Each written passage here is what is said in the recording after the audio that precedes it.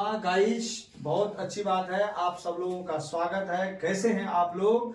और आप लोगों के सामने हमारी पुत्री है, किशोरी, छोटी बच्ची है और ये बहुत सुंदर ही श्रीमद् भागवत को पढ़ती है।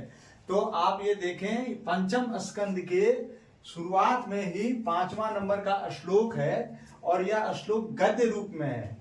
मैंने इनको पहले बताया था पढ़ने के लिए, तो इन्होंने कहा कि मैं वीडियो में आपके साथ में रहूंगी और मैं बताऊंगी। तो हाँ किशोरी, बताओ क्या, कैसे, क्या बात है, क्या आप करना चाहती हो?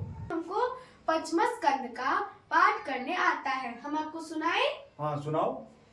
बाढ़ मुक्तम भगवत उत्तम श्लोकस्य श्रीमच्चरणारविंद मकरंद रस आवेशित चेतसो भागवत परमहंस दैत कथा किंची दंतराय विहिता स्वां शिवतमां पदवीं न प्रायेण हिन्वन्ति।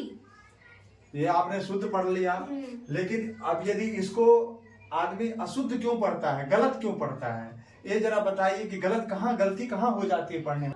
यहाँ पे जो श्रीमत और यहाँ पे चरणारविंद है, तो अगर हम अरविंद मतलब होता है कमल। हाँ, कमल होता है। कमल और मकरंद, और यहाँ पे मकरंद मतलब क्या होता है? मकरंद मतलब पराग होता है। हाँ, फूल तो के क्या यहाँ पर गलती क्या करते हैं पढ़ने वाले? पढ़ने वाले ये गलती करते हैं कि यहाँ पे अरविंद है और अरविंद के साथ मक, अरविंद मक, ये मतलब चरणार तक पढ़ेंगे। हाँ, विंद मक यदि कहेंगे तो शब्द खराब हो जाएगा, सुनने में सही नहीं लगेगा।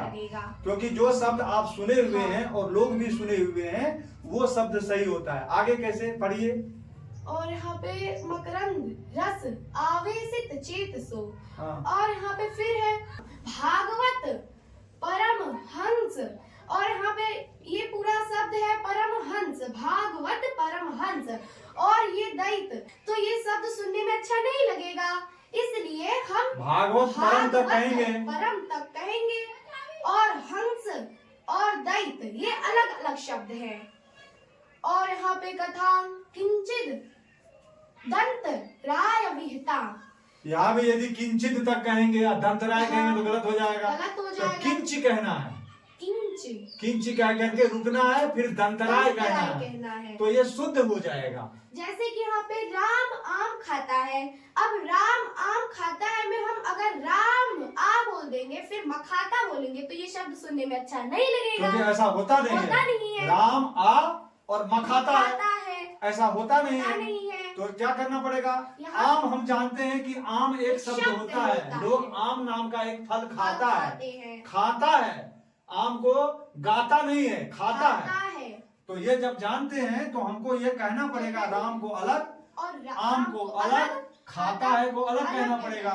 तो ये शब्दों की मर्यादा है, महिमा है। तो अब आप इसको देखें, आपको अर्थ तो नहीं आता है, इसका सीधा सीधा अर्थ ये है कि बाढ़ मुक्तम भगवत उत्तम श्लोकस्य।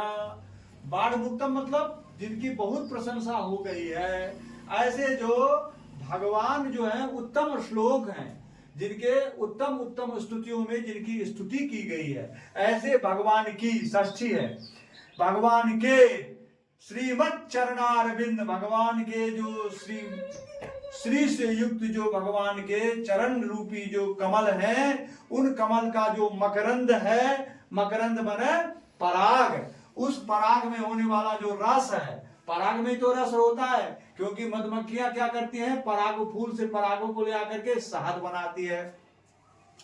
उस रस से जो आवेशित मतलब जब कोई भी रस आप ज्यादा पान करते हैं तो आपका माइंड घूमने लगता है, उसमें और लगता है कि और पीऊं, ला एक गिलास और, एक पैक और दे दे। तो वह जो बात होती है, आवेशित चित्त हो जाता है। ऐसे चित्त वाले जो भागवत परमहंस हैं, भागवत के भगवान के भाव में रहने वाले जो निर्विकार चित्त वाले परमहंस बुद्धि वाले जो हैं, उनकी दया से, भगवान की कृपा से किस प्रकार से वो युक्त हुए, वैसी कथा को किंचित अंतराय, कुछ भी देर रुक करके, विहतांग मतलब छोड़ करके, विशिष्टेन हतां कथाम, विशिष्ट रूप से छोड़ी गई कथा को स्वांग शिवदवाम पदवी, अपनी कल्याणमयी जो पदवी है, पदवी मतलब पद स्थिति, उस पदवी को ना प्रायेण हिन्वन्ति, ऐसे महापुरुष अपनी स्थिति को प्रायः नहीं छोड़ते हैं। यह तो इसका अर्थ है। भागवत में जो श्लोक है वो मैं आपको यदि बताना चाहूं पंचम स्कंद पढ़ने का तो मैं आगे आपको बताऊंगा, लेकिन मुझे क्या होता है लिख के बताना पड़ता है। मेरे पास में कोई बोर्ड नहीं है, कोई डिजिटल बोर्ड नहीं है कि मैं वहां पर आपको एक एक अक्षर करके बताऊं। तो इसी तरह से एक एक श्लोक जब आपको कहीं भी पढ़ने में दिक्कत आता है किसी भी स्कंद की किसी भी अध्याय में, तो आप कमेंट करके देंगे तो किशोरी भी कुछ आपको पढ़ करके हेल्प करेगी। तो ठीक है, राधे राधे, धन्यवाद। नमस्कार।